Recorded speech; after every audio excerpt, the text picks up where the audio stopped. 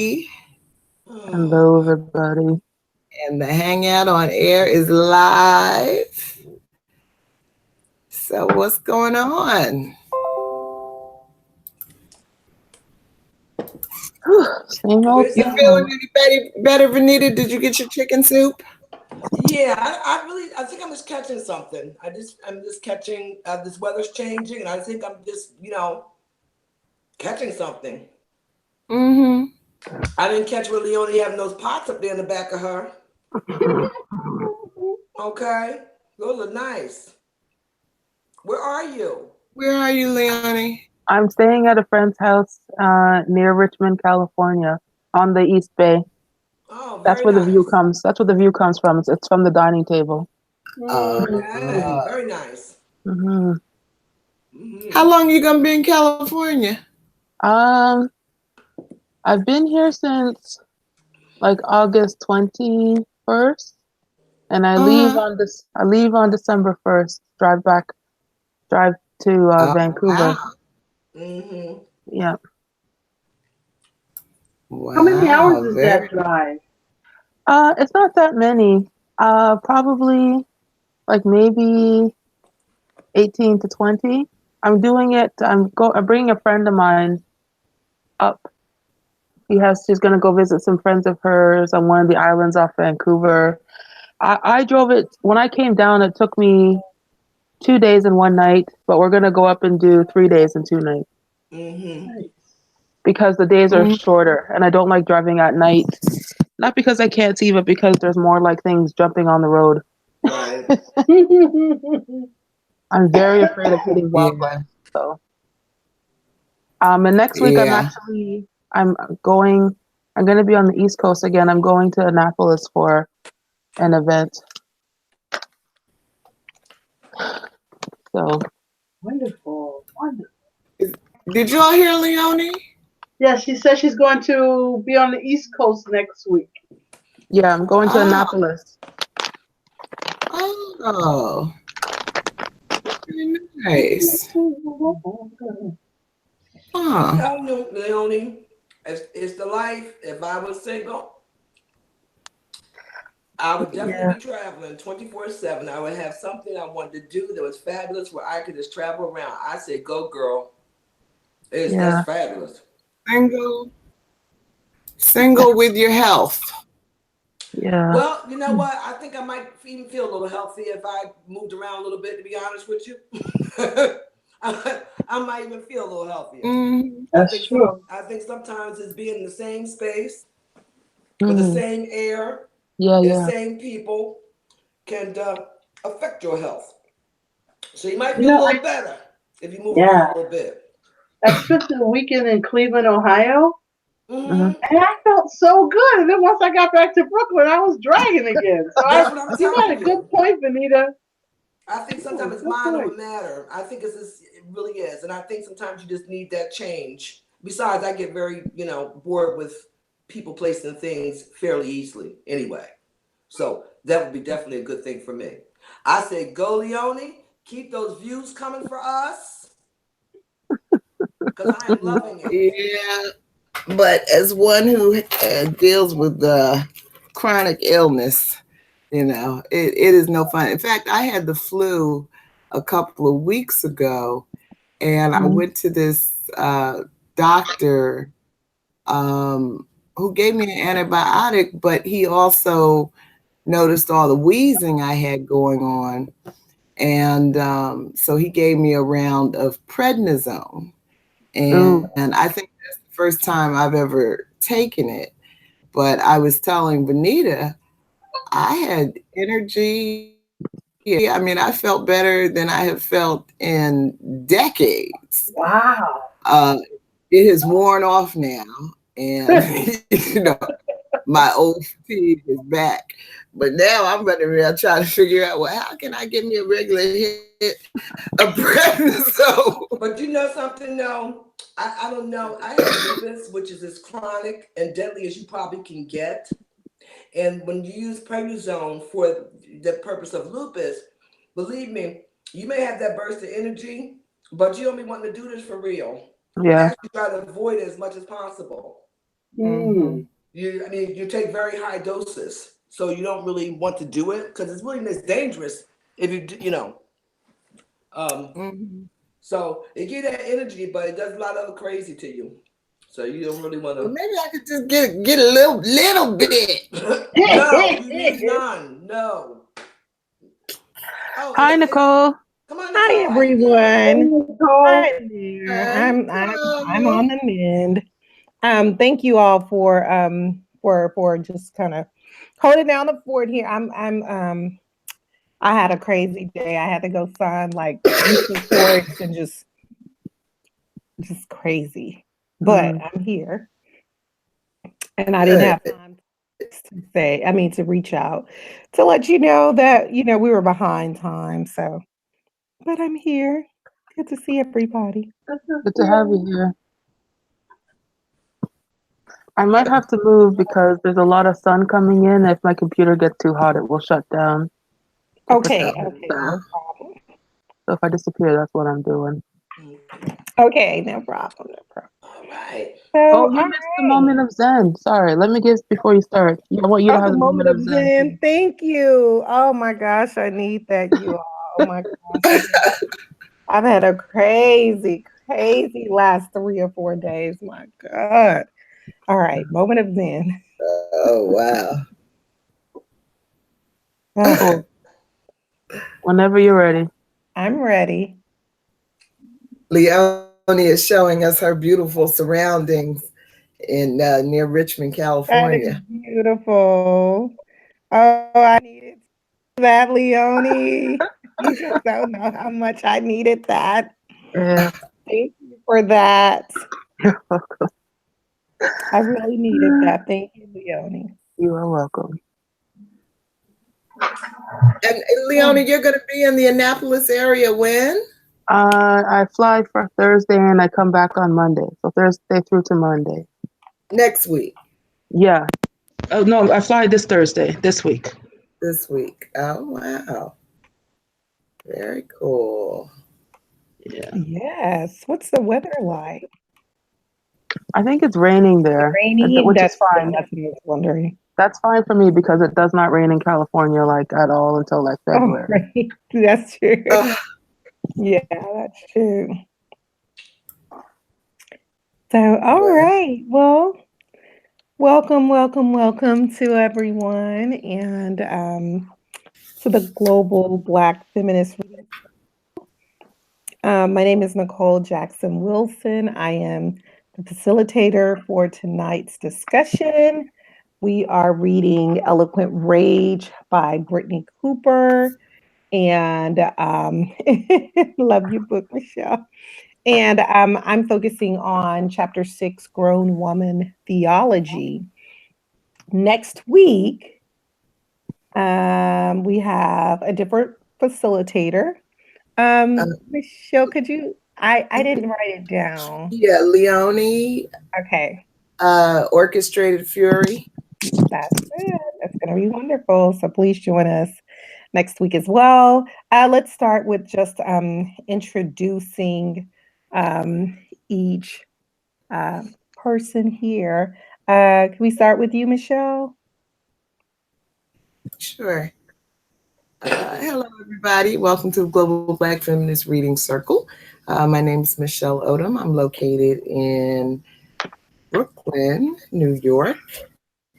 And I have my entry fee here. Very much enjoying Dr. Cooper's work. And I think we're going to have a good time tonight. Yes. All right. Welcome, Michelle. Venita, so glad to see you. Would you introduce yourself? Yes. My name is Venita Walker, and I'm joining you from Cromwell, Connecticut. Welcome. All right. Kim, would you introduce yourself as well? Hi, everybody. I'm Kim Brandon. I'm also in New York. And here's my book. I have a hardcover book this reading. Look at you. All right. And Leonie. Leonie, would you please introduce yourself? Certainly. Hello, everybody. My name is Leonie Smith. I'm currently in Richmond, California. From Toronto, living in Vancouver. Right. On the road. Welcome, everybody. And I don't have a hardcover, I just have the...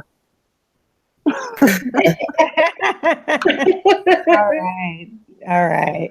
I just realized my book is upstairs. I was reading upstairs with let me just quickly say we had this crazy event. So I've been really checking in on my daughters.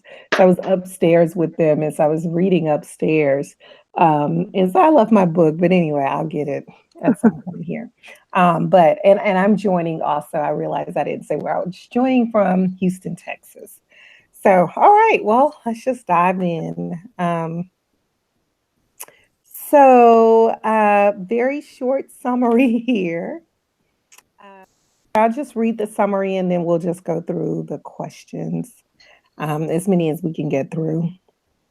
In Grown Woman Theology, Brittney Cooper makes visible and explicitly examines, quote, and she says, a raging battle between her spirit and her flesh, as the evangelical teachings of the Baptist churches in which Cooper grew up insisted that Black women's flesh, our bodies, and their longings and impulses were sinful, dangerous, and unhealthy. Considering this, let's think through ways to define the theology of Cooper's youth while also unsettling its implications. How does her theology mature, grow, evolve as she enters womanhood? What might this mean for the recognition of a spirituality and or spiritualities that speak to the complexities of Black women's life and the reality of their needs? So I think just to kind of place that in context, I don't know how you would define the theology of Cooper's youth. Would you consider it a bad theology? How would you define it? And just can we look at, like, as she enters womanhood, how her theology, the theological discourses as well mature. So I just kind of want to start there. All right, well, let's just dive into the questions. Michelle, do you mind reading number 1? Okay. Let's just dive right in. What did you think of Cooper's grandmother's advice? It's time for you to start having sex. What might this tell us about older generations of Black women and ways that they have attended to pleasure?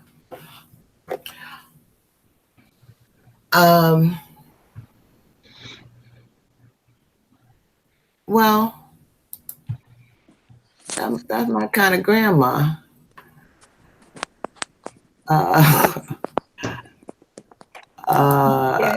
think at the time that she made that comment to Cooper was what, in her early 20s, 22, something like that.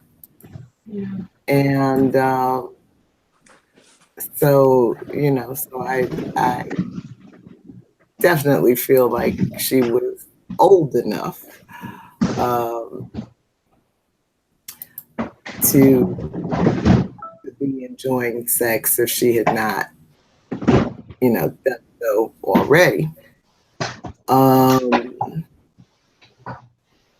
I think, in terms of what might this tell us about older generations of Black women,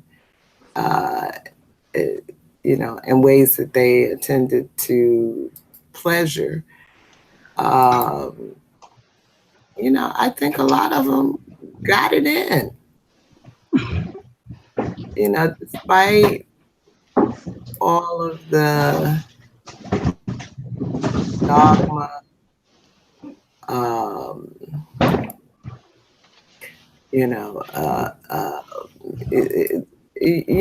I think they had a much greater sense of privacy, respectability,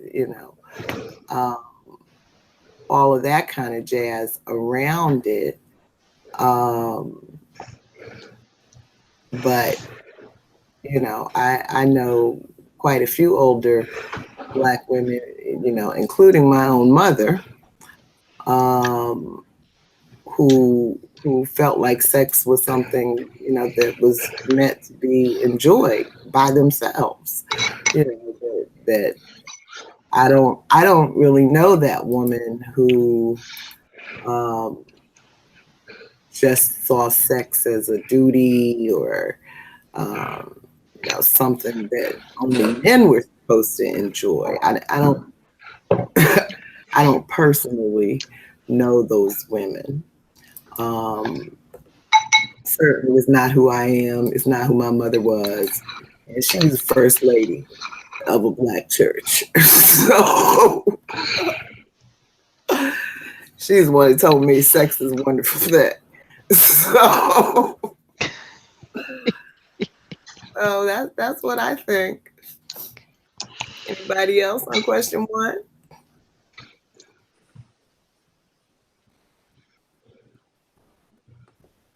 Oh, y'all gonna be all prim and proper now, huh?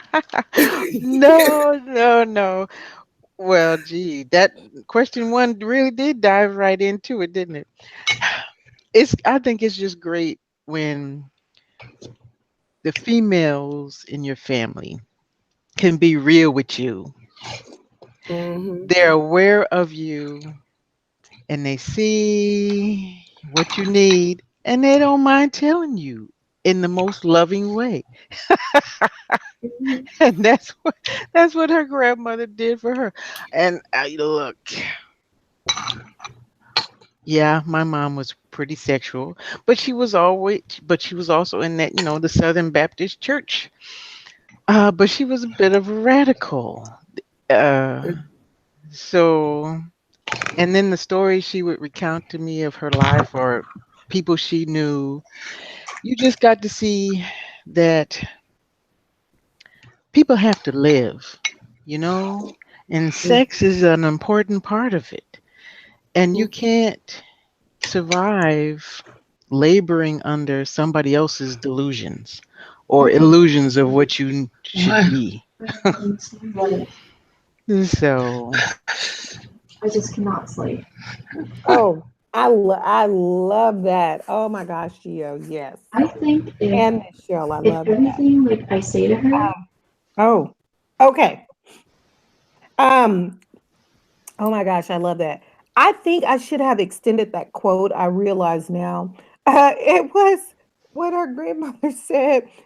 I love when she said we went up in the woods, but we did it. It was that was just a moment for me. And of course, I'm thinking, okay, the South. I mean, the mosquitoes. I mean, okay, but still, they did it. Grandmother was like, hey, we went and did it. I guess wondering, like, okay, may I just go here?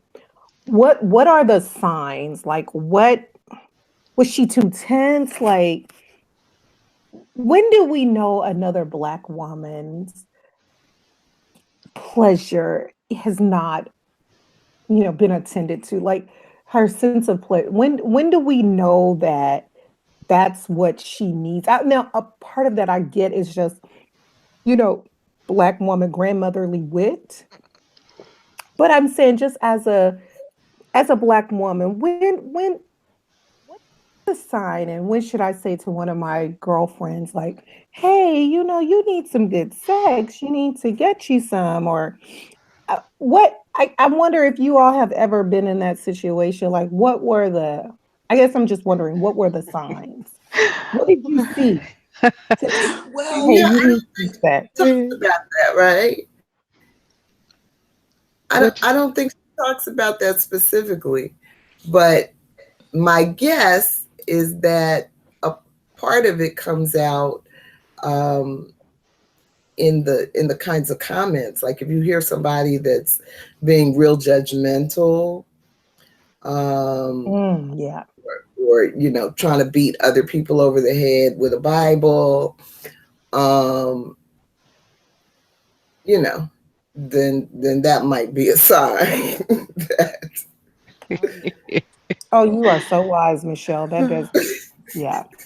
Yeah, because I didn't really connect that. I was thinking like, was she very tense? Was she, I didn't, Now yeah. we've all seen these women, okay? Type AAA plus personality, okay?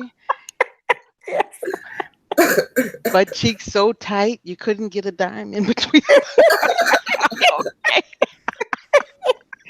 Yeah, yeah.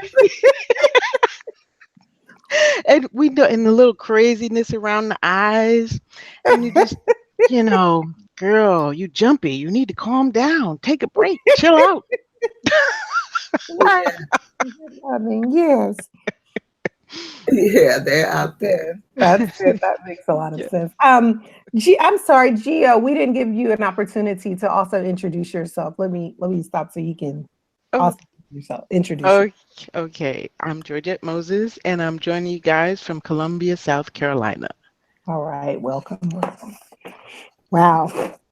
Yeah, that's a good one. Anyone else for number one? I don't really know, even growing up, any thirsty women. Period. So, no, I really didn't. That's why when you said that, me and Michelle have been friends for years, and we never had those kind of conversations because ain't nobody thirsty like that. And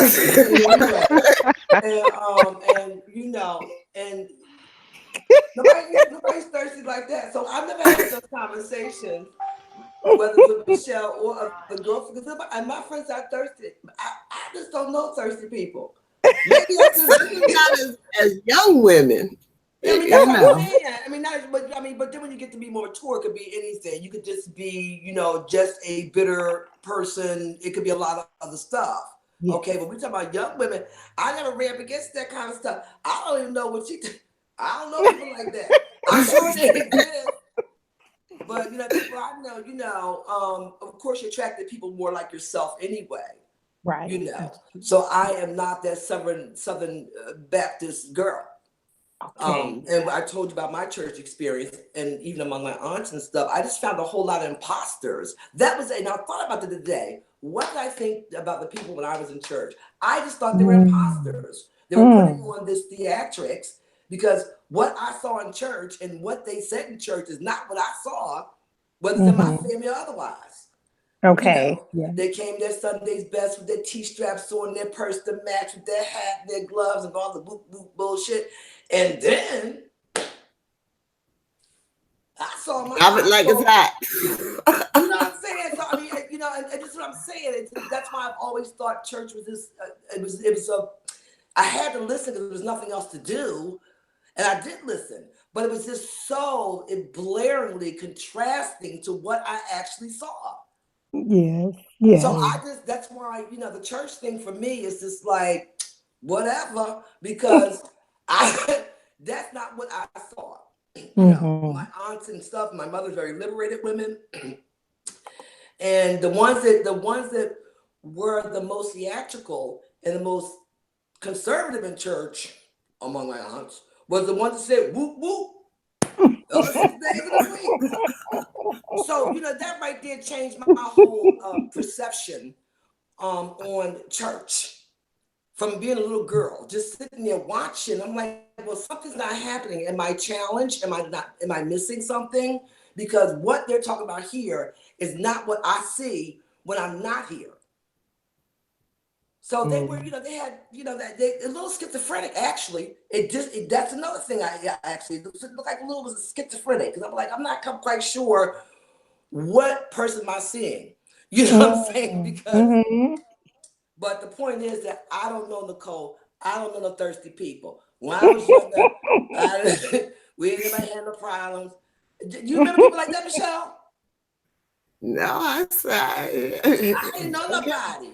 I'm sorry, I was pretty popular, but I'm telling you, Nicole, I didn't know nobody no. No, actually, I mean, when Cooper was talking,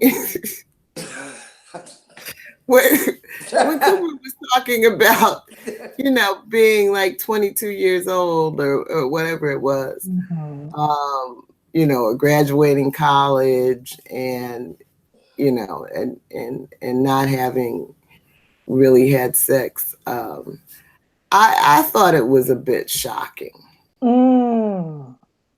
And, you know, I mean, now maybe I just, you know, grew up around a lot of hoes, Venita. I I'm trying not to go there, Michelle. The girl was being righteous. The girl was a good girl. But I tell you, That's a good so girl.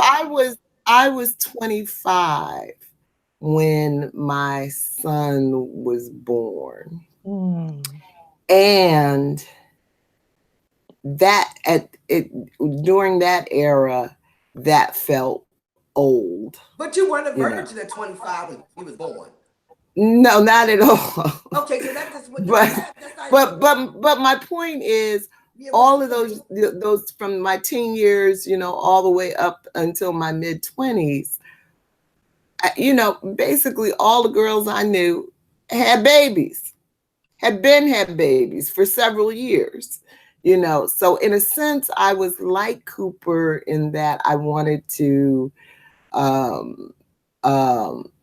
delay the problems. I wanted to delay pregnancy. But I didn't want to delay sex. I wanted to have it all, you know. And so, you know. I wouldn't say that there weren't girls that were young that didn't get pregnant. Abortion was legal. It's just there are also girls, and a couple that I know, that got pregnant that had abortions. So it wasn't a point that the pregnancies did not take place, and particularly in the church, because the church was all about perception. It's what you see that counts. This is why I always found it to be imposterous, because what I saw in church was not what I knew on the outside. So no, I do think that there were, I know a couple that there were pregnancies, but it was what, you know, decision they made about having the children or not having them. And a lot of, you know, they were very active in sex. A lot of folks just didn't get caught. You ain't got to be a whore to get pregnant. And you could be a hoe and not get pregnant. You know what I'm saying? So that's right. So that whole perception to me is, again, it's imposterous. You know what I'm saying? It's just. But you know, but I did relate to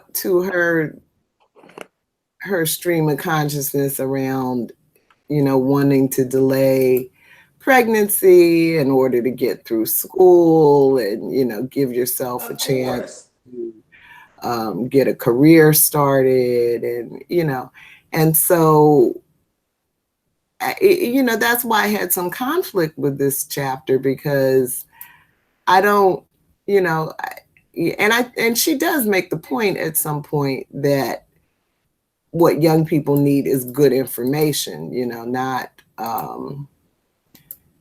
you know, when you just tell young people to abstain, then, you know, you might as well talk to the hand, because, you know, they're hot as hell, and, you know, and that's all there is to that.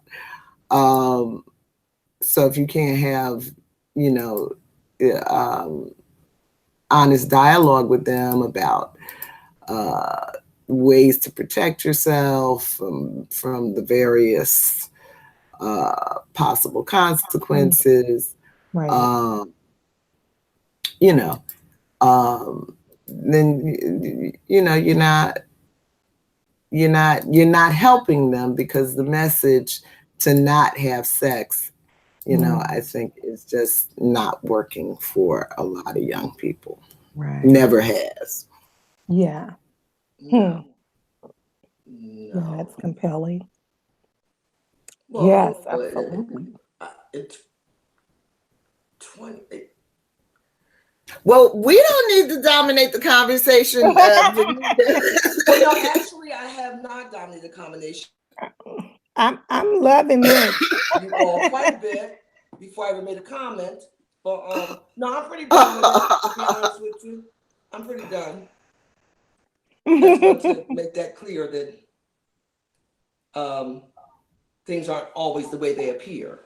Right. And when it comes to Brittney, I think a lot of her decision was also driven by fear. Yes. It wasn't driven by necessarily good information. It was driven by that Southern Baptist Bible. Mm-hmm. You know what I'm saying? Right. It wasn't. So, there's a combination of things going on with Brittney.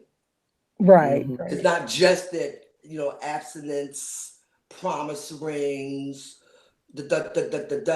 because of career. It's just sometimes she was younger. It's that Southern Baptist fear. Yeah. That was put in her. And I don't think I want to be driven by fear.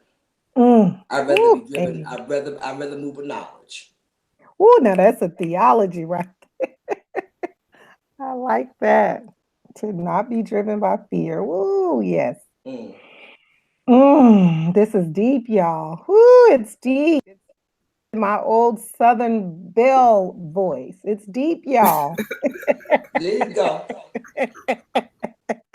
It is deep. Okay, well, I like how Venita just kind of segue into number 2, because Venita is already making the argument that fear does not necessarily mean, a better outcome for Cooper's life.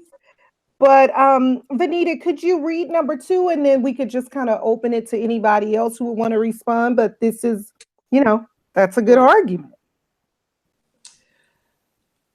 Question number 2, consider how Cooper itemized ways that sex would destroy her life. Unwanted pregnancies, unfavorable career, stagnant relationships, and so forth. What do you make of Cooper's unhealthy fear? As we contemplate her professional success, how do you characterize Cooper's fear and outcomes regarding her life? In other words, how did this obsession with escaping teen pregnancy and so forth impact Cooper's life?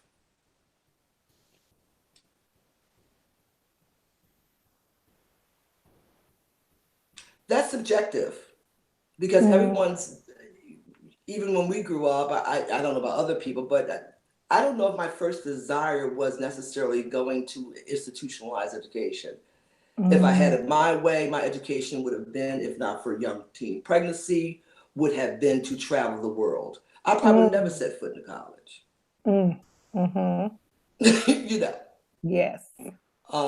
So I think that's subjective, is what your goal was. It's like that wouldn't have been my first thought, is the career, because I'm more of a person who would prefer to travel and have broad knowledge opposed to institutionalized knowledge. So I like that. Yes. I really, I can relate to her, because a lot of people that I grew up with thought that way. My question is, did it work for you? That's subjectable too. Oh, that's good. Yes, I like that. Oh, that's good. Did it work for you? It's a good one. Leonie or Kim or Gio, would you like to weigh in, or Michelle? I mean, wow, that's powerful. I'm kind of reluctant to weigh in. I did not like this. I really had a lot of problems with this chapter. Like a lot. Come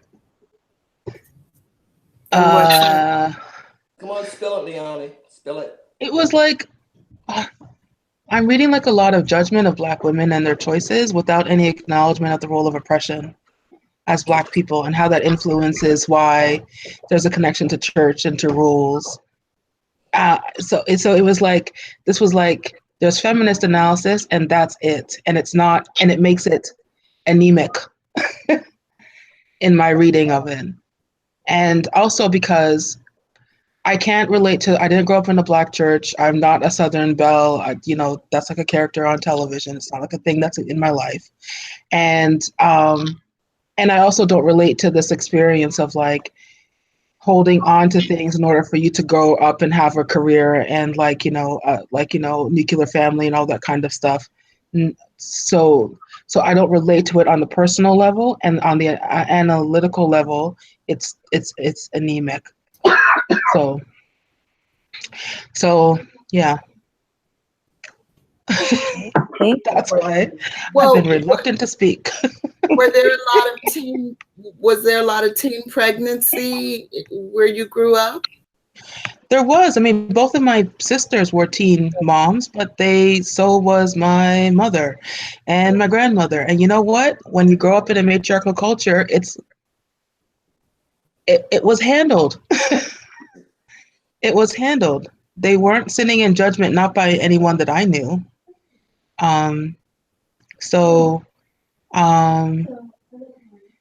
There wasn't this sense of like being a statistic. It just was not part of the culture that I grew up in. And even though by the time that I came around, my mother was very religious. She'd been really broken by her relationship with my father and stuff. But like she never taught me this idea of kind of like having shame around my body and what I wanted. I grew up in a religion that definitely was like, you should get married, have a husband and children and all that kind of stuff. And I knew from a very young age that I didn't want to have a husband. So it didn't make a difference. Those weren't lessons for me. So I might be too weird for this chapter. So that's it. Well, Leonie, I love you for that. I love that, Leonie. You knew your truth young and lived it. I love that. I agree with her. I agree, and I have a lot of those same feelings. This whole what's acceptable, judgmental, less than. I never felt less than. That's a personal issue. I was always supportive of my other girlfriends that went off to college and did what they did. That's what you do. It's okay. I never felt I had to prove anything, or I just never had that feeling. But once again, that's a personal thing. It's how you feel about you. Yes. What I do have a problem with is people that do that. Once again, I know my girlfriends, I always wish them well, and they've done very well in their life. I guess, whatever they consider well. I mean, it didn't work out for you. But I did find the Black culture, many times you were judged more by them than anybody else around you.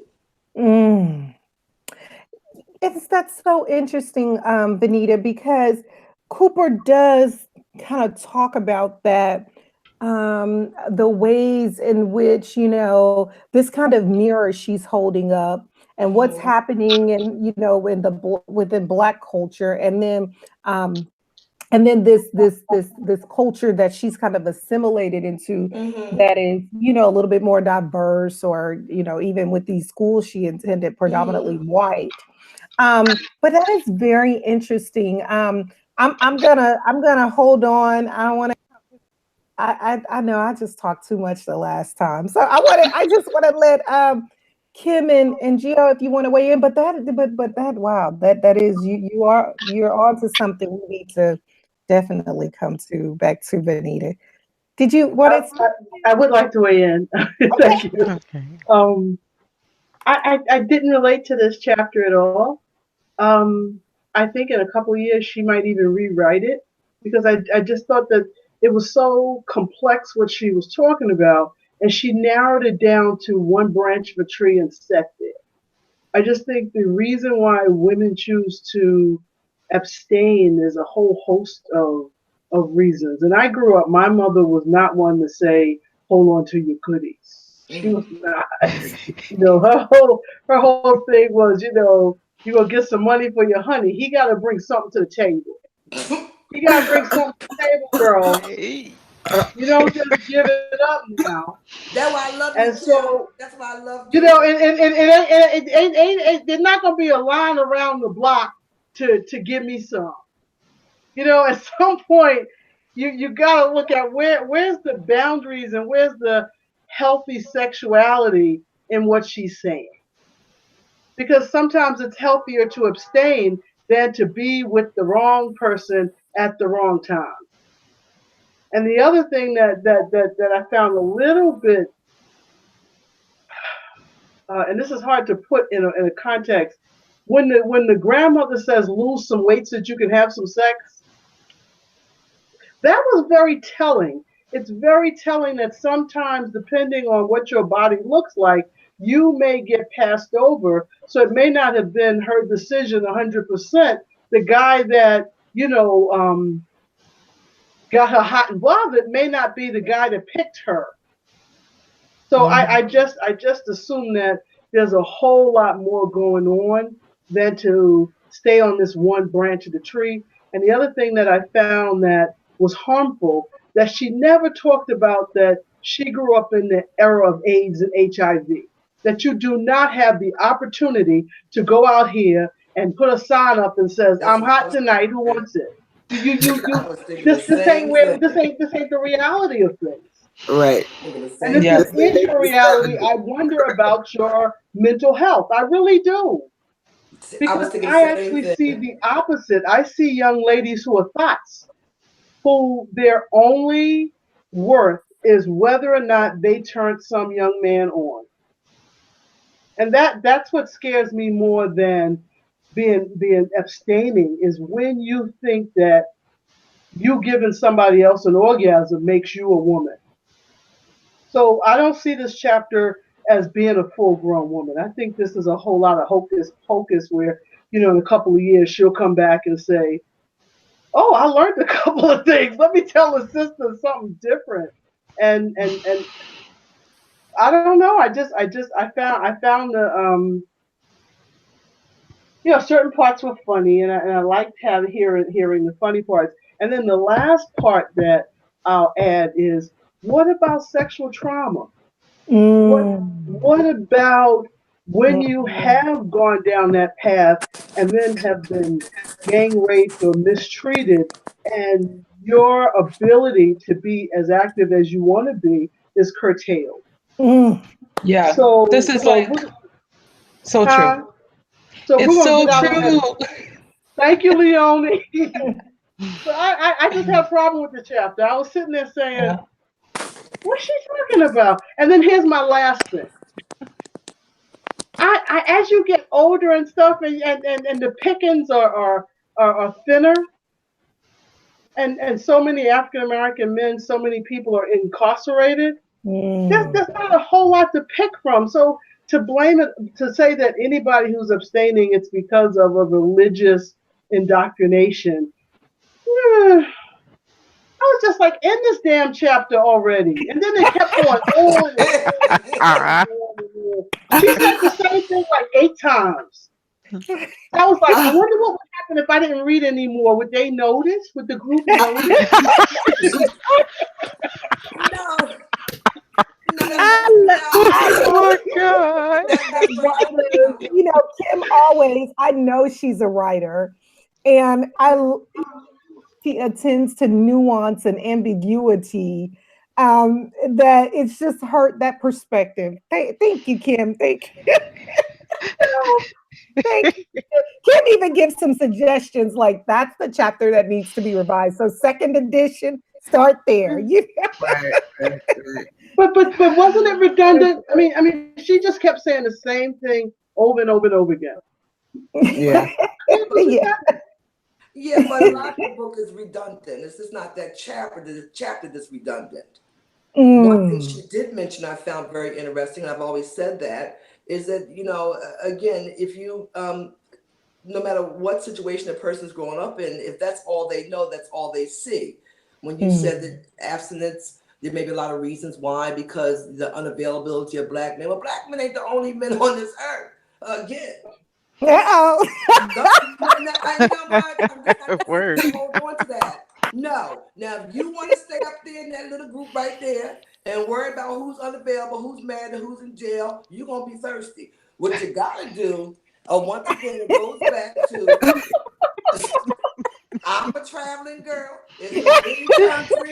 This is why I would choose the travel education over this. There you go. You got it. All right. Get yourself somewhere. Start travel. We got men in Fiji. I just saw some Fiji men dancing the other day. I said, well, damn.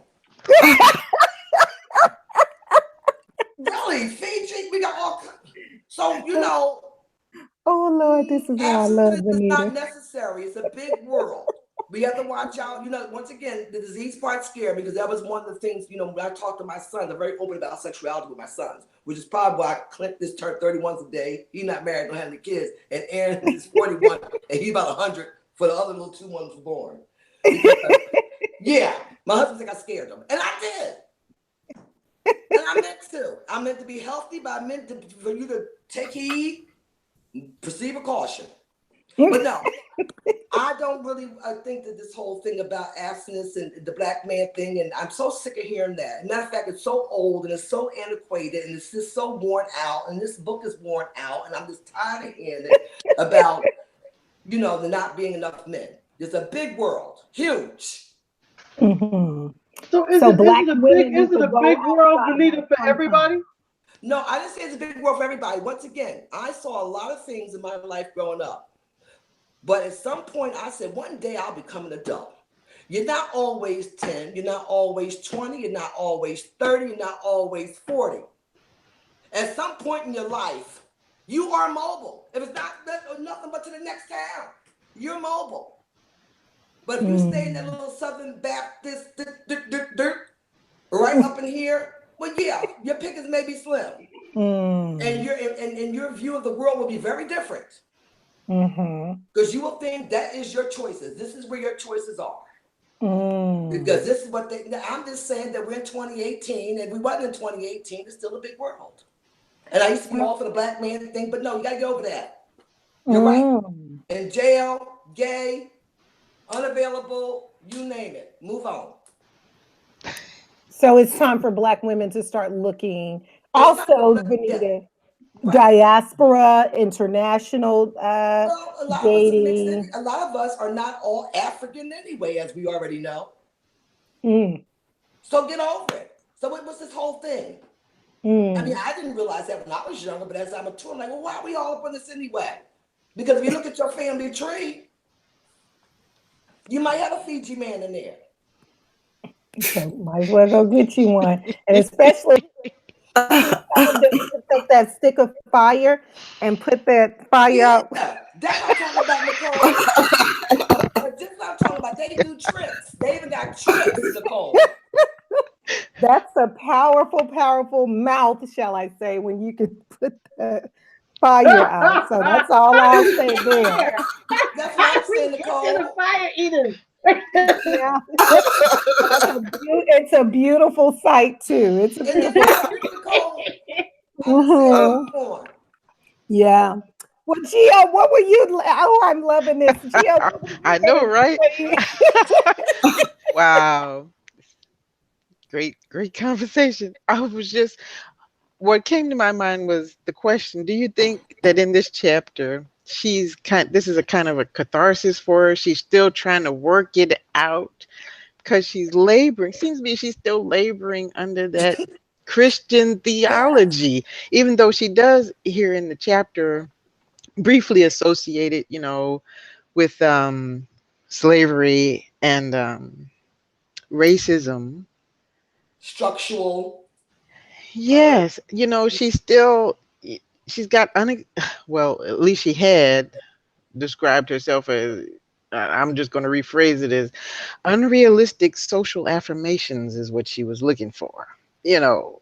I mean, she got some work. She got some work to do. Yeah, you know, you can have the verbiage, but now you have to make the words real. You know what I'm saying? Yes. Whew. See what happens, Michelle, when we have a week off, Mom. That's it. I know. I just hope she never sees this. We should invite her. We should invite someone holds her hand when she does. Oh my goodness. We do have one viewer, it looks like, tonight, so it might be her. Might be her. I'm sorry, Brittney. I gotta tell you like it is, girl. Yeah, well, you know, I mean, I think, Venita, you know, certainly you and I have observed privately that a lot of the issues that she's dealing with feel very generational. She's still a fairly young woman. I guess she's closer to 40 now than anything else. But it's and it's okay. I think you're right, Kim. She may come back, in a decade or so and want to rewrite this chapter. But you can't help being where you are in space and time, okay. And I think what we do see in this chapter is growth on her part. And,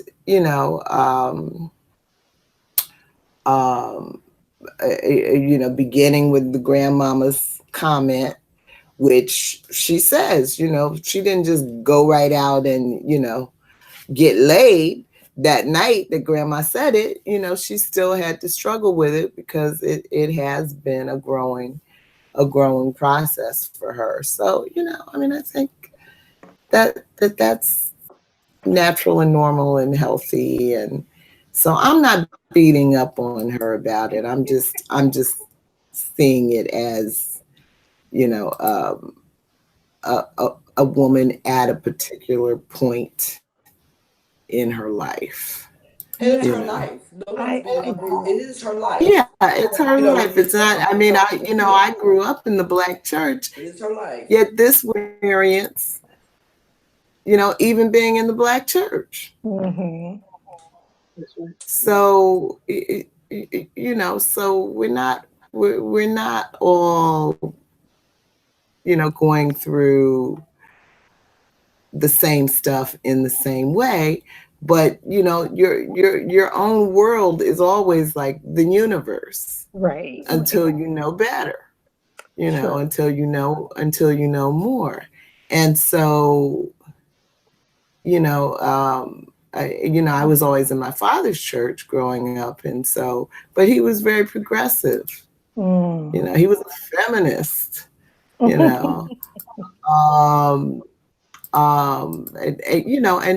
just very much a man of the times kind of. So it was a different kind of. He probably was a bit unusual, but from my perspective, that's all I knew. So I didn't have all of this fear and damnation and threat and.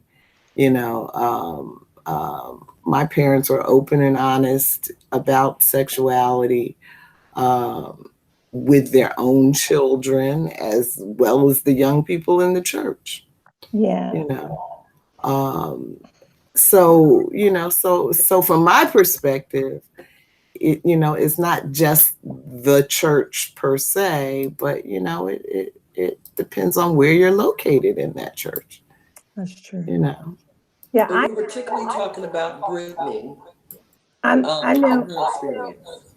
And her experience was in the Southern Baptist Church. Right, but what I'm saying is I don't even believe that all Southern Baptists have the experience that Brittney had. Oh, no. Well, of course, everyone's individuals. And even within the same church. I was in the same church, Greater Mount Olive. And my experience was different from other people's experience. And most of that was because I bucked the system. But if I would have fell in line, then no, I probably would have had a different type of experience. So it's also up to the individual. Yeah. You know what I'm saying? I grew up in patriarchal and matriarchal bullshit, but I was one of those folks that I really listened, and what I heard did not correspond to what I saw.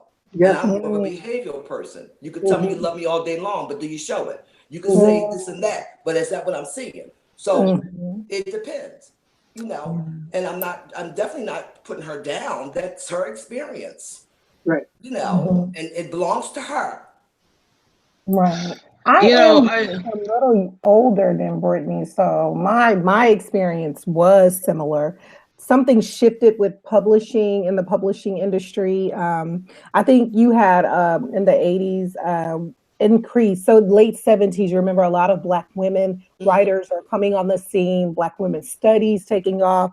And you also had like marketing, books being marketed to young girls. I don't think they had young Black girls in mind. Certainly, this was more about young white girls. And I remember, like, especially for girls and some of the texts that she named, I remember that as well. And these books were not necessarily about, a healthy discussion of sexuality. It was kind of foreclosed. It was, you have to, abstaining is best.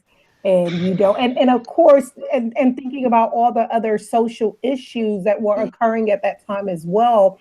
I know our sex ed classes at school, we started getting visitors who had, HIV or full-blown AIDS to come and talk to us and so forth. So there was a convergence, just a lot of things going on.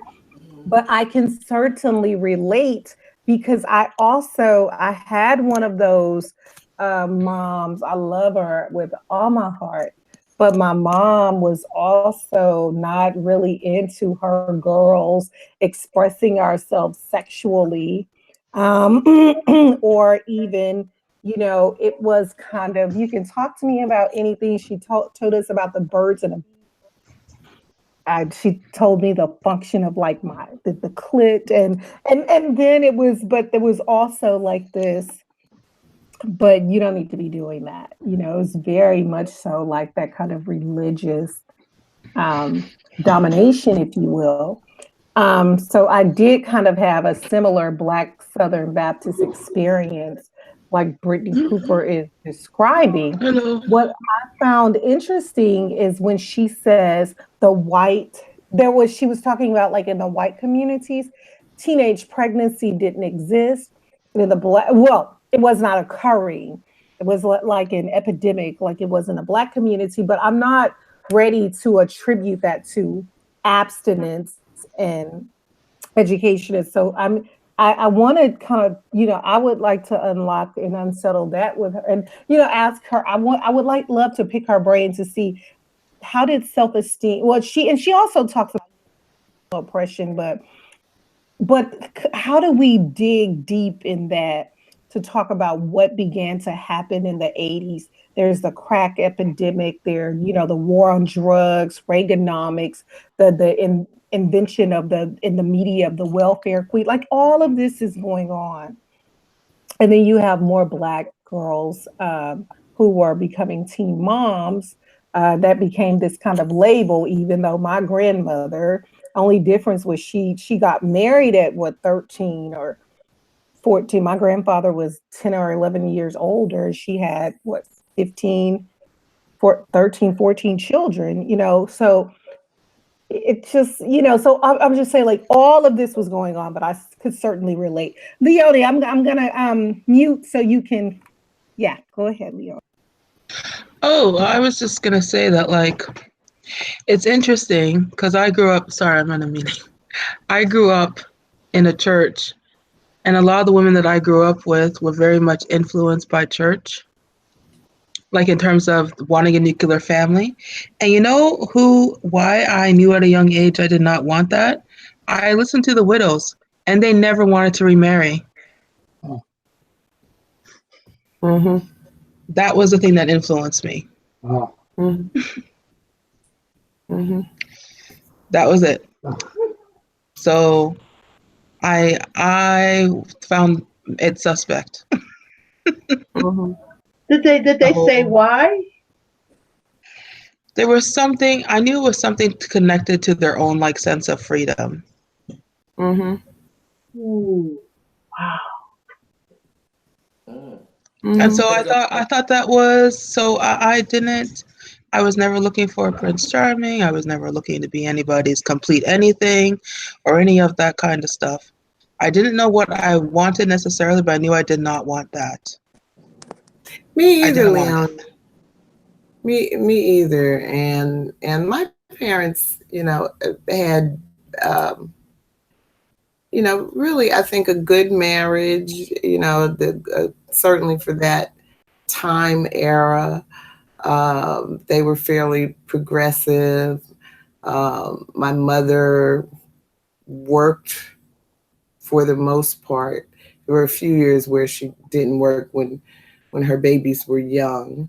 But she always wanted to have her own money, and she was very clear about that. But nevertheless, it was still a hierarchy with her on the bottom, and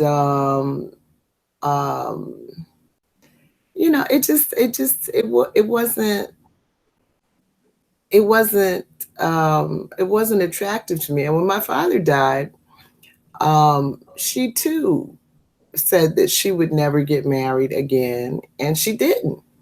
She had a couple of boyfriends, long-term boyfriends,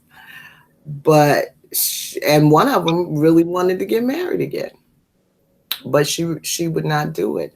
So yeah, I kind of got that impression too, Leonie, that that if you really value your own freedom, then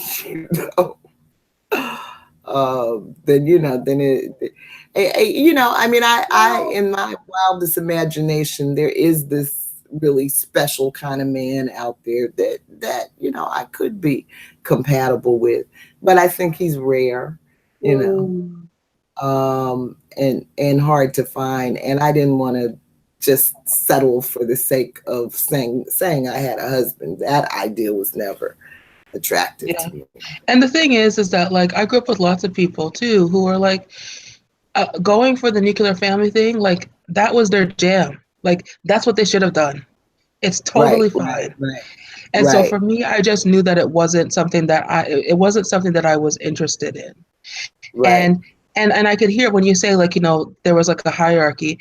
I'm sure at least 80% of people in the church that I grew up in still think that, like, I'm a lesbian because I didn't want what everybody else wanted. And it's like, nope, I just do not want to be someone's wife. Sorry. Right. But, so I think marriage is fine in whatever ways that it wants to do. Like, my whole thing is, if it doesn't involve animals or children, do whatever the hell you want. I really don't care. Right. But, like, it just was not going to be something that I did. I thought that I think for me, the idea of being in a long-term relationship with at that time a man, but also would be also with the women, it would exhaust me. I have so many other things I need to work on. It would drain the life mine.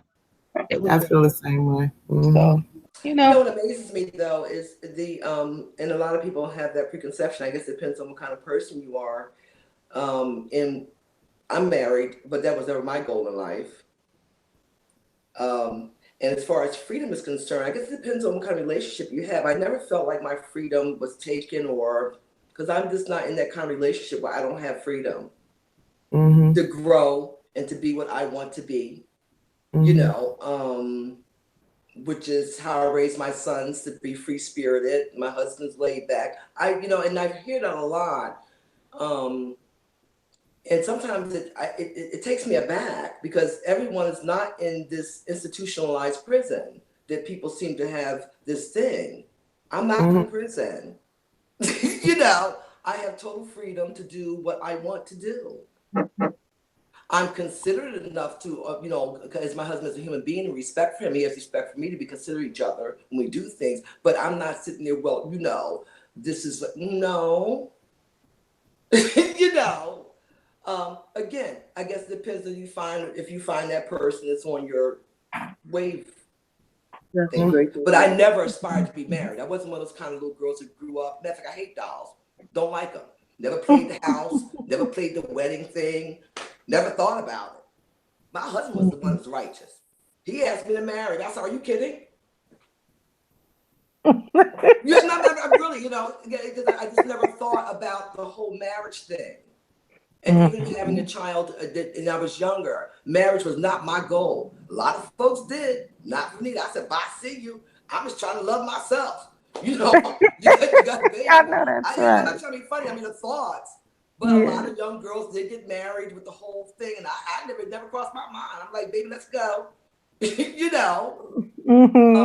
So I don't know. I guess it depends on the individual. But a lot of folks do think that people are in this prison. And sometimes women don't want to get married again. I've heard them also say, because they've had a husband, they've had their family. They don't need a husband again because they had their children. It's not all that they, well, once this man is dead, because I was in this institution, then I'm done. I've heard women actually say that are widows and men to widows, they've had their family. So they don't see a need for marriage or for that type of commitment again. So they elect to just, date, or whatever, Right. Whatever. Because I wouldn't get married again. For what? I have children. I don't need, cool. Right. I'm done. You know what I'm saying? It's like, it was great. Yeah, and I think for Cooper, that's another part of what has been a challenge for her, that also the idea that you should follow this path. Yes. She talks about, the women in her church, and we've even heard you say it, Nicole, talking about praying for a man. That's an idea that comes out of that kind of culture, that a woman's path should be XYZ, then you find the man, you get married, you have children in that order. And so if that order is not happening, then I guess there's some great sense of failure going on. But if you're not one that's looking for that, then then I remember my mother used to she used to always want me to get married, and then when I got into my 30s, she started saying, I don't think marriage would be too good for you.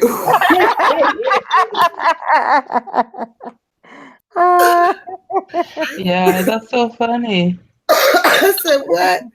You have finally accepted me for who I am. It's for some people. And if you're that person, great.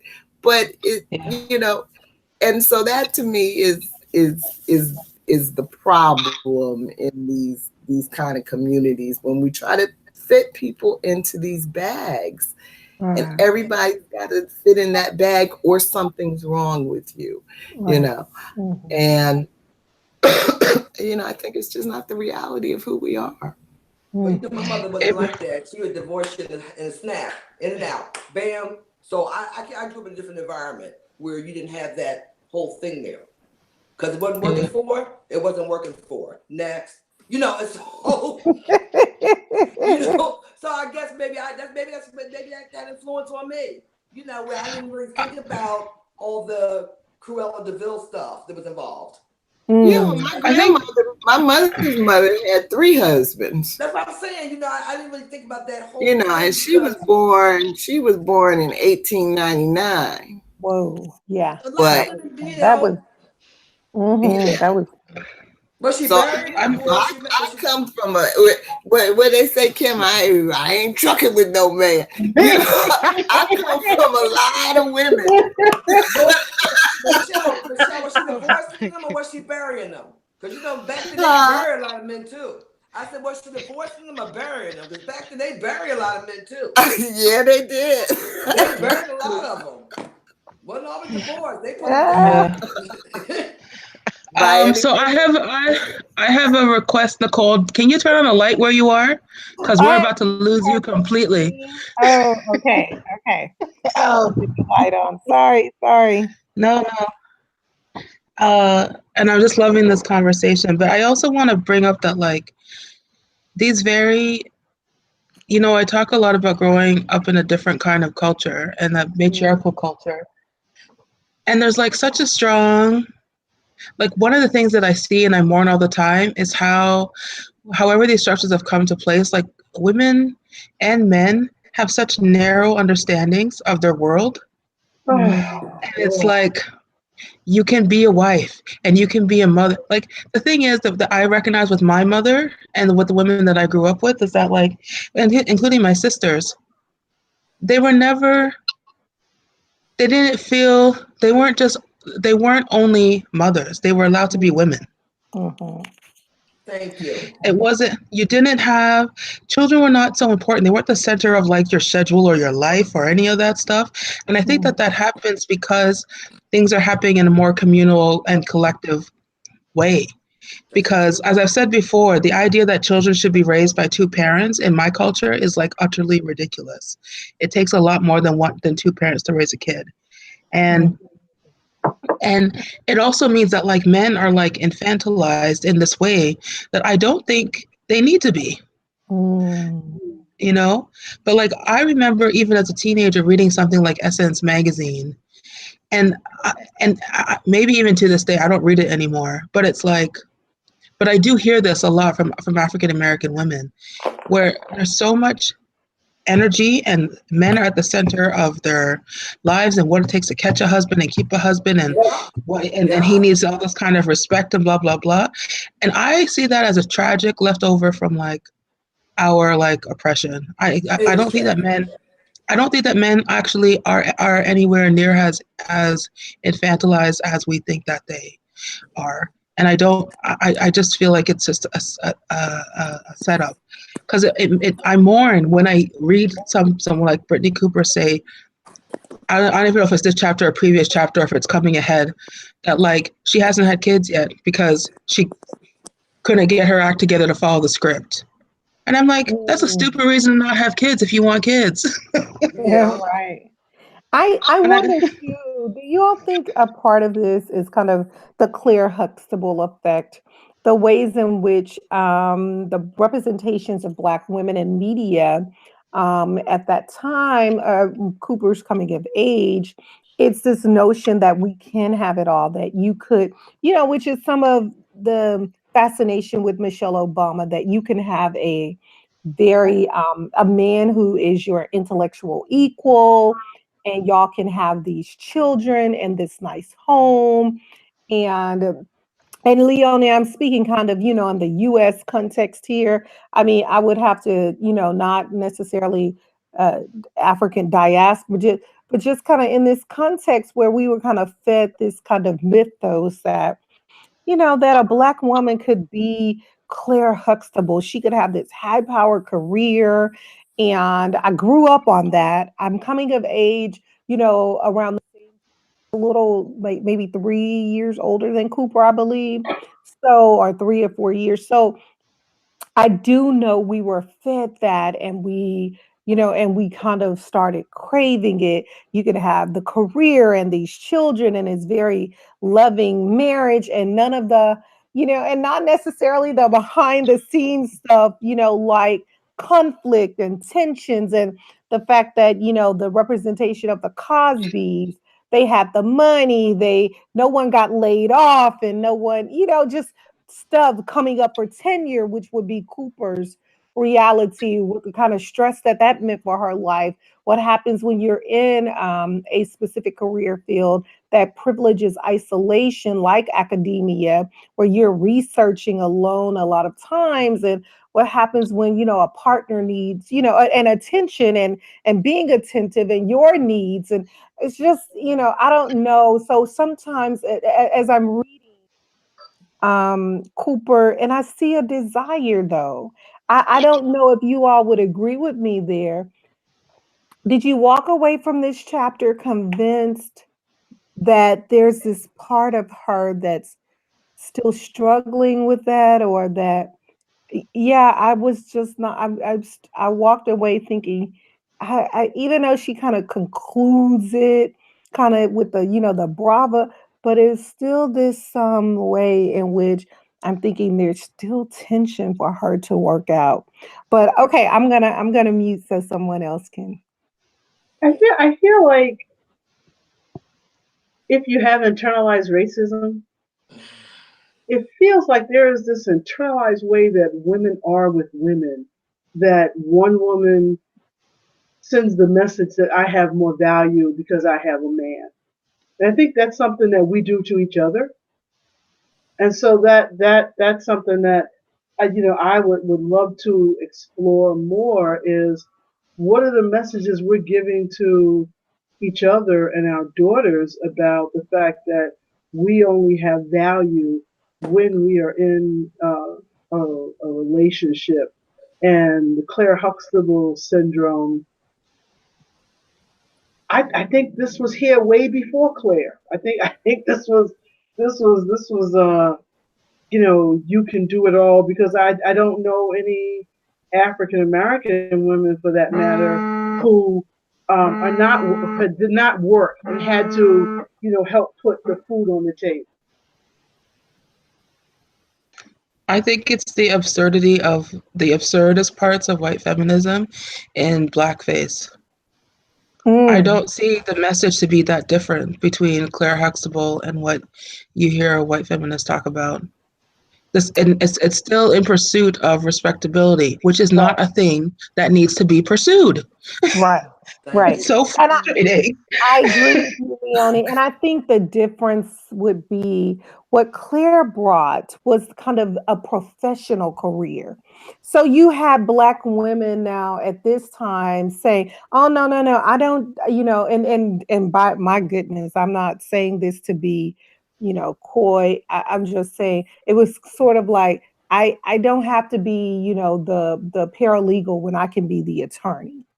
I'm no longer going to be the nurse when I could be the doctor, or I don't have to be the nursing assistant when I could become the nurse. So it was also a way in which Black women kind of attended to labor and in a professional context. I think that the Claire Huxtable effect had on us that no,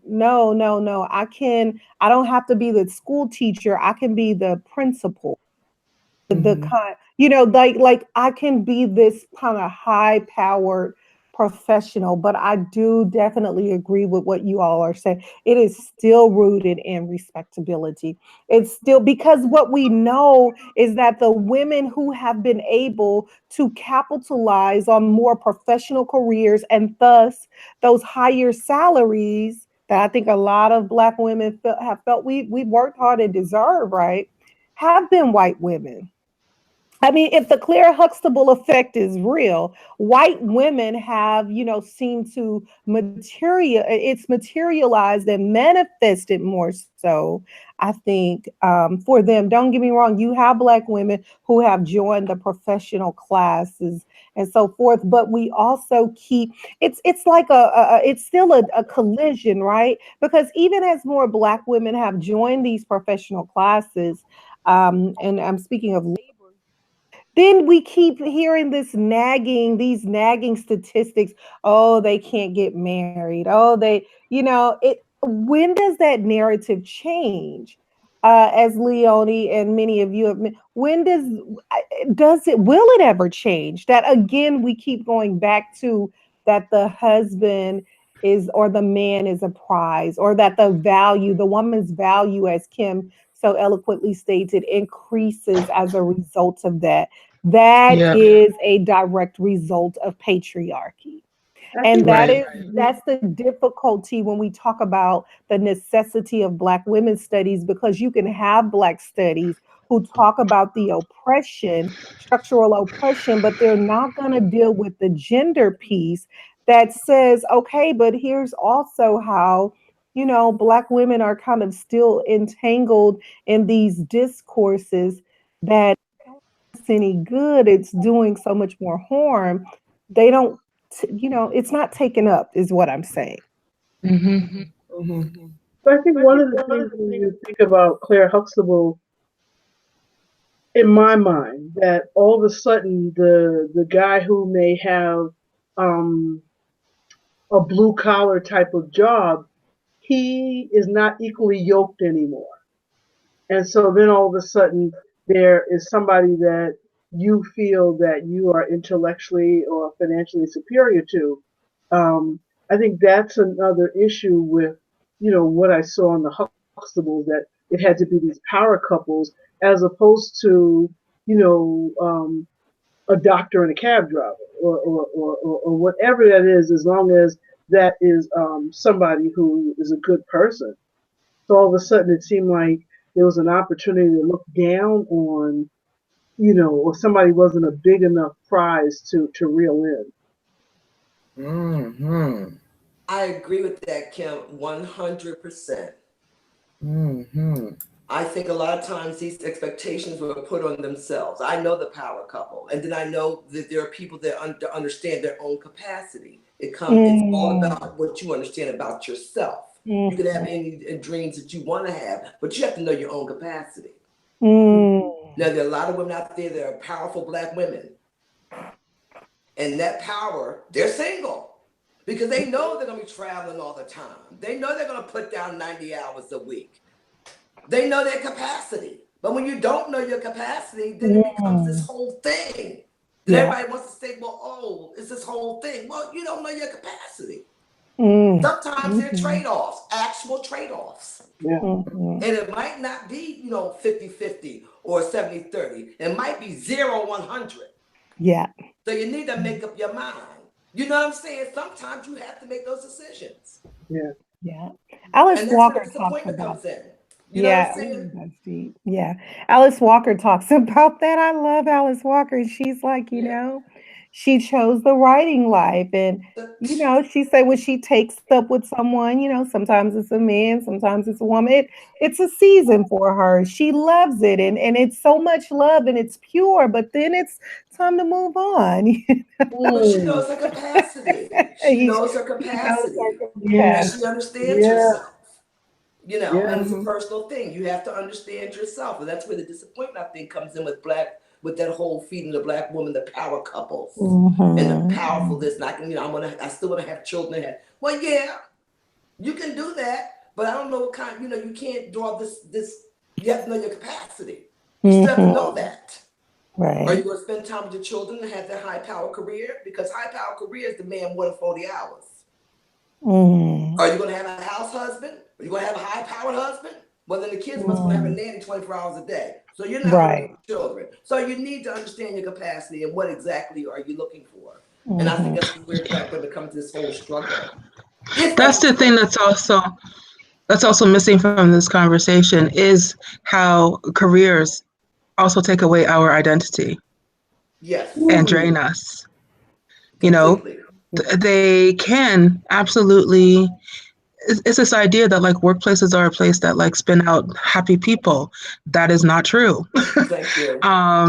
And I think of someone like a Claire Huxtable. Lawyers have an incredibly high. Women drop out of being lawyers at an incredibly high rate. It's hardly survivable when you have a kid. Because it's exactly that. It's I can make lots of money to pay somebody else to raise my child, or I can find a different career. I mean, you run into ex-lawyers as much as you run into lawyers these days. That's right. So it's that other piece of and I don't know what it's like in terms of having an academic career or whatever, but the thing is that it's this idea that you need to find a balance of both. And it's that it may not be good. Some women are excellent at being mothers, and that is what they want to do, and that is what they're here for, or being someone's wife, that's what they're here for, and they should never get a job if they don't have to get a job. You know what I'm saying? And some people can excel in careers and do whatever it is that you want in a career, and it doesn't cost you. But most people, either of those roles cost them because there's not enough community. Right. Gio, are we even talking about the book at all? Sure you are. What we've done is I think we had filling in the gaps because we knew something was missing. Or let me not say something's missing, that Cooper is on to something and that there was something that we needed to kind of push a little bit more, you know, against. We were bumping against something. And so, yes, I like that, Leonie. Good. Gio, were you saying something as well? Well, your comment about Claire Huxtable made me think about earlier and current representations of, you know, the African American professional woman. The earliest image I remember is Julia. Anybody remember Julia, the Yeah, nurse? Julia. Yeah, nurse. So I can't remember if she was married or she had a boyfriend. She was a widow. She was a widow. She had a Okay, lot so of children too, right? A number of children. Is I that? Oh don't no, know. I'm thinking of No, Claudine. yeah, you're thinking of Claudine. Yeah, yeah. Julia had Great one movie. son, and she was a widow. Okay, so still she, you know, that character is cloaked in respectability, and you look at the times, well, that's all they would probably could get away with for a Black woman character at that time. And then we move on to Claire Huxtable, and then presently we have Viola Davis's character in How to Get Away with Murder, and Kerry Washington's character in Scandal. So here we have these two super smart, powerful, moving women putting it on like popcorn, as my nephew would say. But they in the relationship area, it's always a struggle. Viola taking some from every bowl, okay? There you go. but she's still not happy. Mm-hmm. Okay. And we also have Cookie. Yeah. Oh, yeah, that's right. Oh, see, I don't watch Empire, so I don't know. I don't watch Cookie as her man. Are they Yes. back together? Okay. Leave Cookie alone. Leave that Cookie. Hey. Leave the Cookie. Yeah, I like that. You could be Cookie. Who could be Cookie? Oh, I didn't say that. Because you know, Cookie is on some bullshit. For real. Oh my goodness! I cannot be scholarly. The girls on some bullshit. I smile because you know what, Cookie is kind of like that alter ego. You be like, you know what, Cook? But no, I'm not gonna do that like that, Cookie.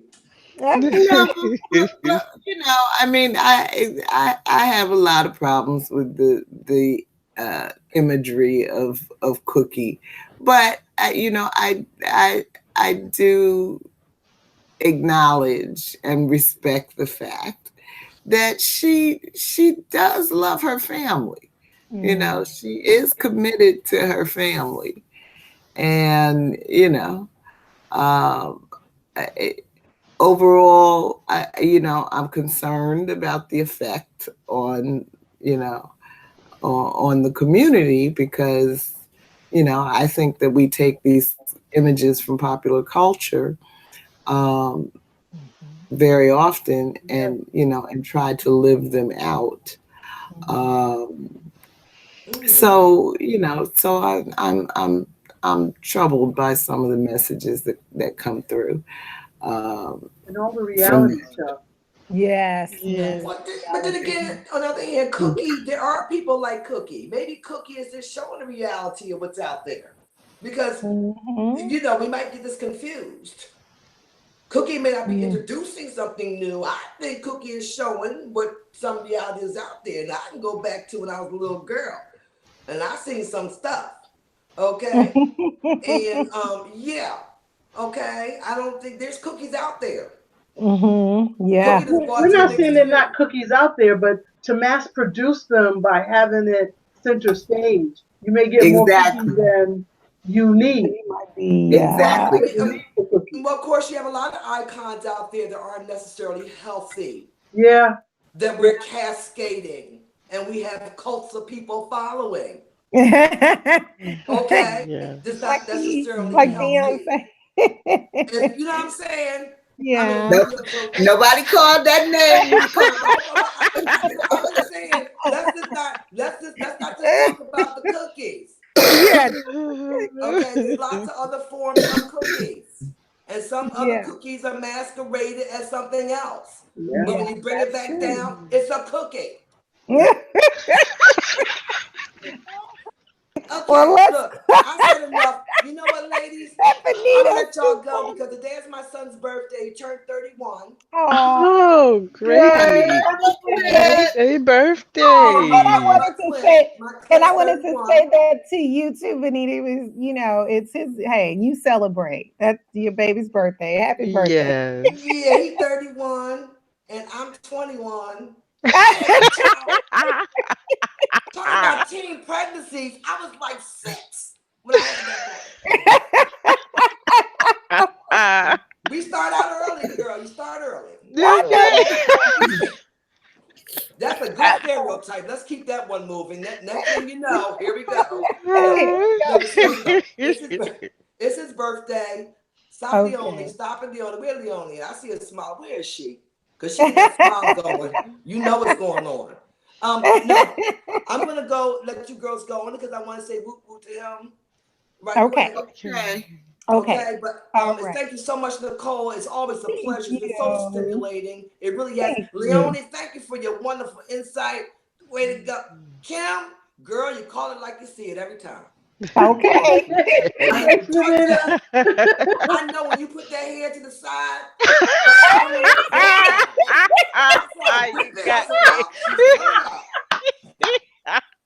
You know you my girl. That's the girl right there. Well, I was about to say, what, you got nothing for me? You know, that's why we've been friends for 100 years, because I know you on it.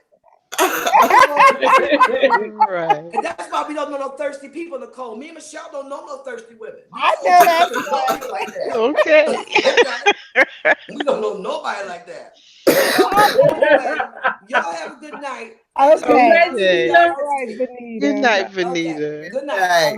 Good night. All right, y'all. So let's just do our last one. I'm thinking just number 6. We've already kind of discussed iconography. So I'll just quickly read number 6 and we can close out there. Okay. What does it look like to, quote Cooper, bring your whole self to the table and prioritize your pleasure?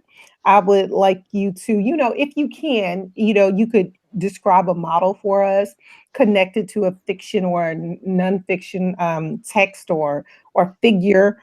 And would, or do you think that's an act of bravery when we bring ourselves to the table that way? Why or why not? So whatever part of that you want to attend to, I would be much obliged, and we'll just close out that way.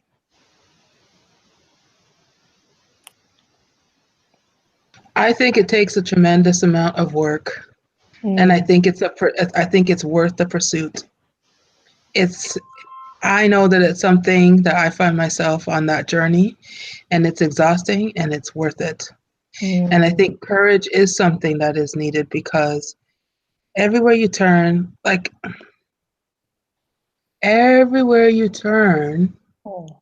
you see people looking back at you in some type of way. I'm at a place where I can recognize where that comes from. So I don't, and for the most part, I don't have to I'm not in a place where I'm having to blame individuals for systemic things that exist. But I think that to not accept the narrative about what it is that we're supposed to be takes a tremendous amount of courage and work. For me, it's endless. But I have never ever thought that I would get to the place of having as much freedom and choice as I have right now, and that there's more to come. I'm sure of it. I never thought that would happen. So for me, it's an absolute pain in the ass. It'd be easier to lie in bed and eat bonbons all day, but it's completely worth the effort. Yeah. Oh, that's beautiful, Leonie. Thank you. That's beautiful. Well, once again, I agree completely, Leonie. I do. I feel the same way. And I was thinking about this man that said to me at one point that, people just really like to get into relationships and fall into and fall into particular roles. He's the same man that used to always say I was the smartest person he knew, which I always interpreted as I'm not that girl. I'm not that girl that's going to fall into any role or be manipulated into any role. I'm just not going along with the program, never have. And you know, and I don't care how good the sex is. You know, I don't care how good the money is. But I think that in order to bring your whole self to the table, you know, you have to first give yourself an opportunity to know yourself. And, you know, to be able to prioritize your pleasure,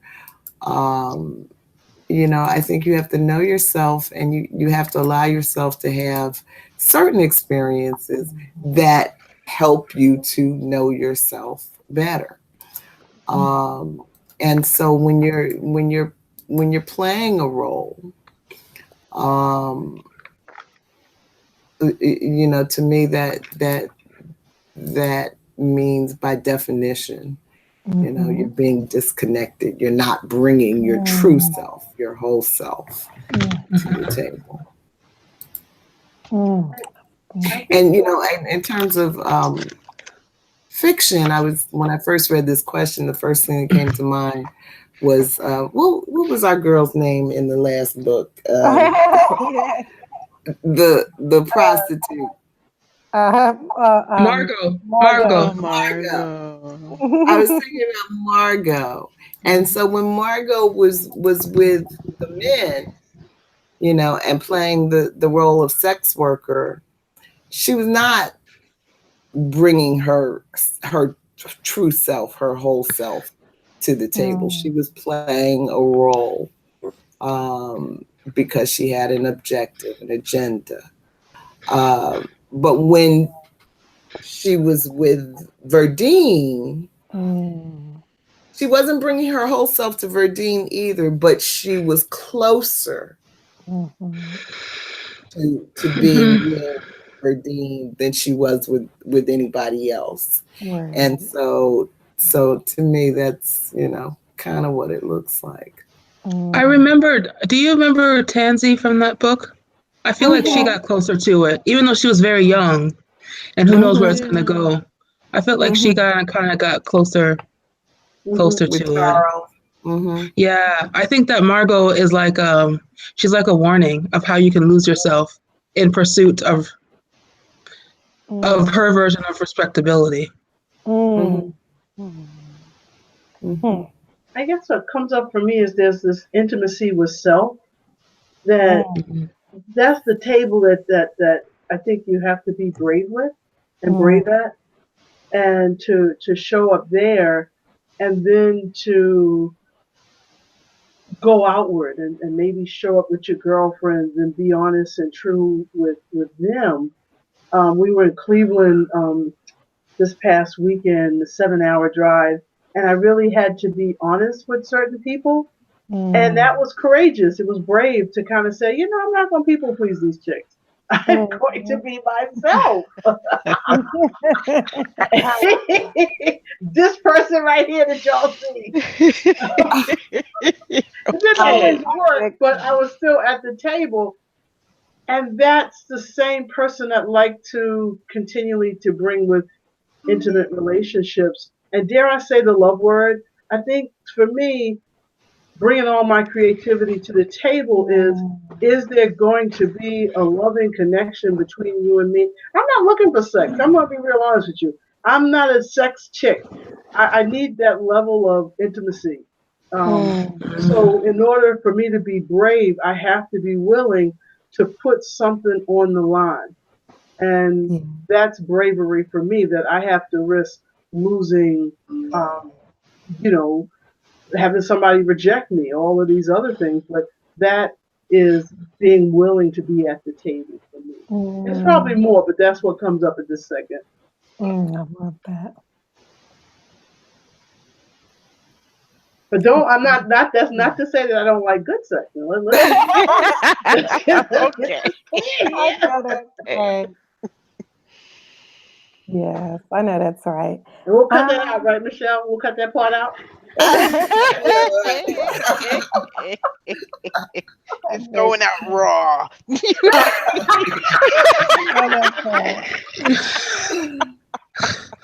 I think for me, I think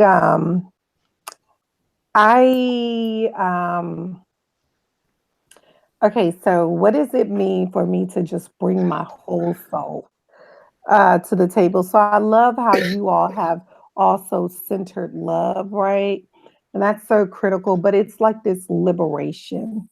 It's like the ways in which I am teaching myself. I keep thinking about parable of the sower, when she's saying, but I'm teaching myself to fly. And so at every stage, and as soon as I think I've mastered something, here's another way and another thing that I've got to teach myself to fly and to fly above, fly beyond it, right? And I'm learning, and the older it's quite okay. Sometimes you gotta fly, you're flying above, sometimes you're leaving it behind, you fly beyond, it's gone. It's something that I'm no longer necessarily on a day-to-day basis associated with. And I would have to say for me, that figure, besides Olamina, it is Audre Lorde, right? She's just like, I'm reading Zammy, and y'all, it's something about hearing Audre Lorde. Well, let me say this. I'm reading it and I'm also listening to the audiobook, and this has been just a pleasurable experience. But it's something about reading her words and listening to whom do I owe the woman I have become? And then to whom do I owe the power behind my voice, what I have become? And then she says, to whom do I owe the symbols of my survival? It is just like, Audre Lorde, I wish I could have met her in the flesh, but meeting her on the page, it does it for me. That she is, and even though, I just love the way she comes into her own. And I would also have to give a shout out to my, I'm thinking through like also bringing myself to the table in a professional context. Dr. Carmen Kynard at CUNY. She just does it for me. Like, she's so damn unapologetic. Like, I'm reading her book and she just flips back and forth. She's standard, so-called standard, and then the African American vernacular. And she just does it, and she's not apologizing. And that's where I am today, you all. I have literally stopped myself from apologizing. So I've noticed, even when I've responded to some of my students, and I'm literally going back and taking out, I'm sorry, I apologize. I'm not doing that anymore. Yes. I'm out for that. So that's what it means for me. Gio, what would you like to add? Well, you have to have time to be able to prioritize and time to analyze the chains that you've embraced and you don't either want to or know how to put down. Mm-hmm. And so that's where the bravery comes, being able to look at it honestly. Where did I come from? Who taught me this? Who taught me to hate myself? Who's trying to teach me now? And reject it in favor of love for yourself. That's the core. The way I see it is, how do you love yourself? I mean, I had this conversation with my younger son. He's 25, and his friend, who she's bisexual. And she told him that what he needed was to fall in love and have his heart broken. And I'm like, what kind of dumbass shit is that? I don't just like that. I'm like, look, baby, that's some old romantic bullshit, okay? Because you work on yourself. You learn how to love yourself in all the ways that that may encompass and develop and unfold for you. And then the right person who can get with you on that level will appear. But right now they can't see you because you're busy listening to this junk this chick is saying. Because her life is not right, you know. But I'm so glad that he comes and asks me these things. So I can give him my unabashed, real opinions about it, because I feel like when you're young, you waste so much time laboring under other people's expectations, and you embrace them as your own. When that's not right. you, you need to find out who you are, what you like. Okay, and sometimes that's a sacrifice. Okay, I need to quit this old dumbass job. Okay, because it's taking too much of my time and stressing me out away from concentrating and developing me. I mean, the best thing that could have ever happened to me was I became disabled and I retired. And then I was able to go follow my, well, I can't follow your dreams, you know, it's very cliche, but just explore me, explore all those other worlds out there and avenues that are available. Because going out and looking at other people's culture, watching, you know, foreign movies and internet, reading all kinds of books, you know, exploring stuff helps you look back on yourself and see, oh, I can do this. This is possible. And then when you listen to all that noise that comes on the American airwaves via all sorts of media, you're like, oh, that's some old crap. I see that control mechanism. I ain't buying it. And you go on about your business of loving yourself. Okay, hey, yeah, it's possible. But you have to be fearless. You have to be willing to give up what is no longer necessary and holding you down. Yep. You know what? Now, see, Could you send all that to me?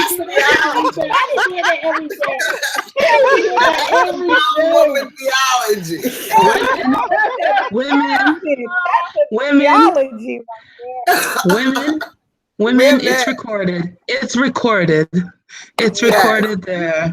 That was hot. That was awesome. Now look, let's get that to Cooper. That's a grown woman theology.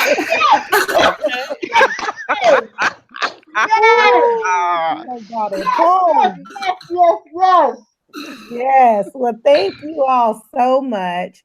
It has been my pleasure. It's always a joy. I've needed this. You just don't. If I just a virtual hug to each of you. I've had, like I said, I really needed this. And to the viewers, thank you for joining us. Please return next Tuesday. We are reading again our story together. Leonie will be facilitating discussion, chapter 7, Orchestrated Fury. And hey, have a wonderful evening. It's been wonderful.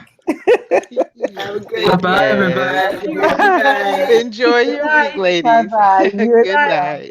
Great. Thank you, Nicole. Yes, thank you. Oh, she's gone. Good night. All right. Bye.